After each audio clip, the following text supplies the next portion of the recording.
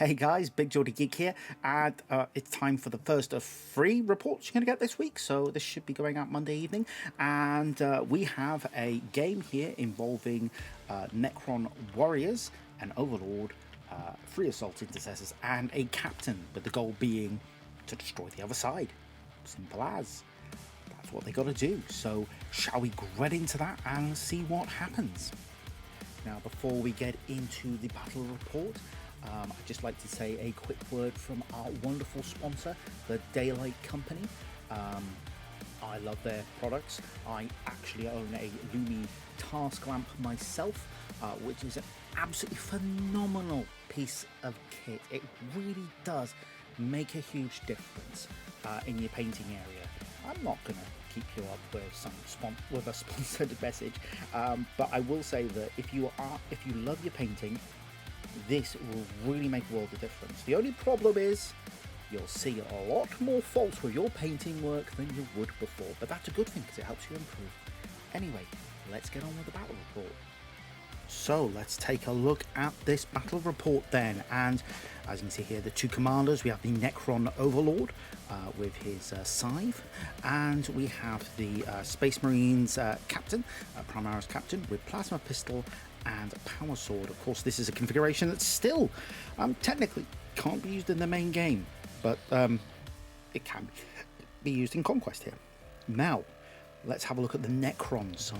You've got the Overlord, as I said there, with his scythe, and we have 5 Necron warriors with their Gorse Reapers.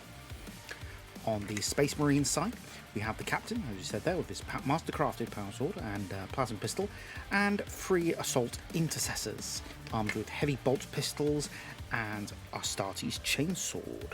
Now, here is the setup on the small match. We have the Necron Overlord in the top left, the warriors on the bottom left, the assault intercessors top left, right, and the captain on the bottom right. In the first move of the game, the Space Marines all move 6 inches towards the Necrons. The assault intercessors then shoot their heavy bolt pistols at the Necron warriors, managing to hit them a total of 2 times. But they only cause 1 wound. The warriors fail to make a save. They need a 5, as the heavy bolt pistol is -1 AP and they only have a save of 4. The captain then fires his plasma pistol at the warriors. This hits. It causes a wound with a nice 6 there. And as it's -3 AP, the warriors are absolutely unable to save it, and thus 1 is automatically removed from the game. The Space Marines then all charge in, and they manage to get into combat here. So rather than doing them separately, I did them all together, and we have 1 with an 8 and 1 with a... Is it an 8? No, a 9, and we got a 7, and I managed to get them in. It's only the small ball after all.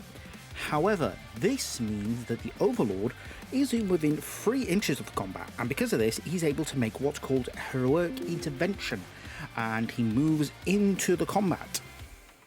Now, the Marines go first because they've got their units charged in, so they'll be able to both go first.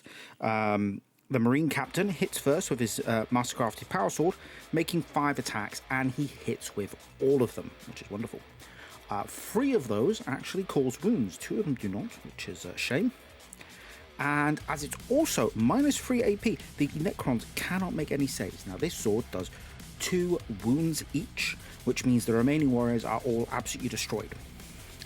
The assault intercessors attack next, and only 1 is able to actually attack the Overlord, hitting him twice. He gets 3 attacks, 2 base, and 1 extra with the Astartes chainsword. Both of these actually cause a wound on the Overlord, and 1 goes through the necrodermis, giving him a single wound off his 5 wounds in total. The Overlord then hits back. Now, I should have piled him with him, but I didn't. But the Overlord then attacks, hitting the Marines 3 times in total. Now, as his scythe is -4 AP, that manages to slice through all of the armor of the intercessor as he gets as he basically his scythe is a strength 10. It's a strength user times 2. He is a tough. He's got 10. He only needs a 2+ to slay the Marines with -4 AP, and he gets 3 2+ rolls, which kills all of the assault intercessors. The Overlord then moves towards the Captain. I didn't take a separate photo of his move because he's got no shooting weapon, so it wasn't going to make a difference. So I just charged him straight into the Captain, putting them both into combat. The Overlord then hits the Captain twice with 4 swings of his scythe. I also forgot the Lord actually regains a wound at the beginning of his turn, so I removed the wound marker there. But he also he basically wounds the Captain twice.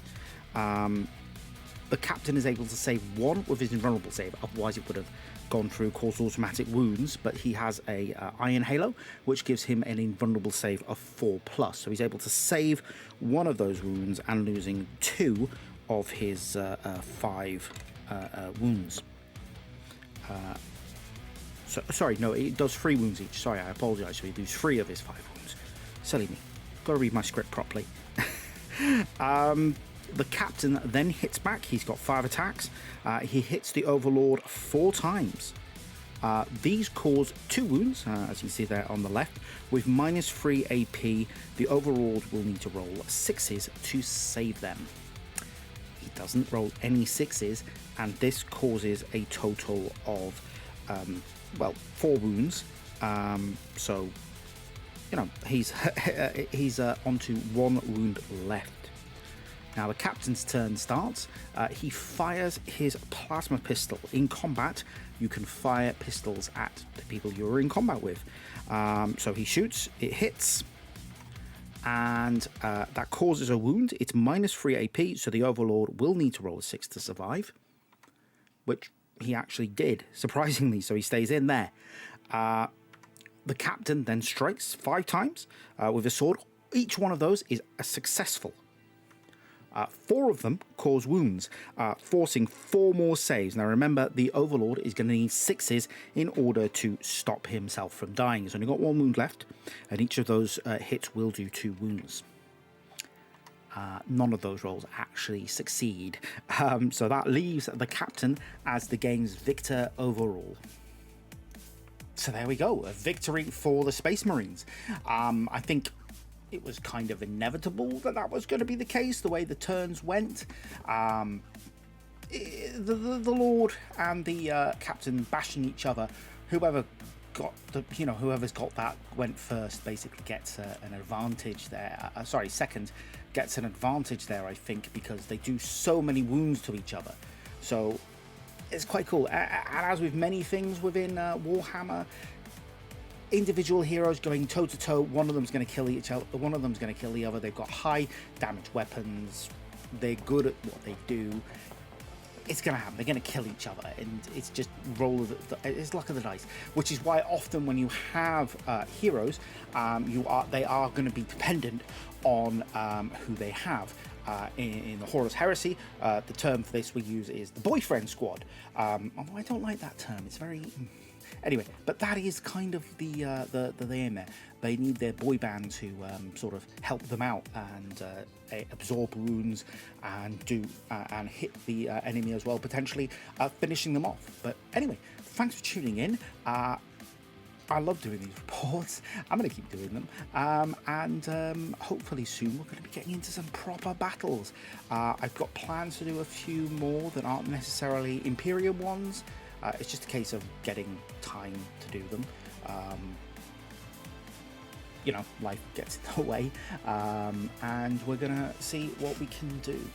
So I think the next issue, the next one will be issue 13, and we're going to try and get that out for Wednesday and put out another report on Friday. So we'll have had 3 reports this week, and that should get us a little bit more caught up. And I might have to do another few in the week because I've gotten quite a few issues now, and I'm getting a bit behind, and I don't want to be that far behind. So anyway, thank you for tuning in. Any comments, how to improve this, that'd be great.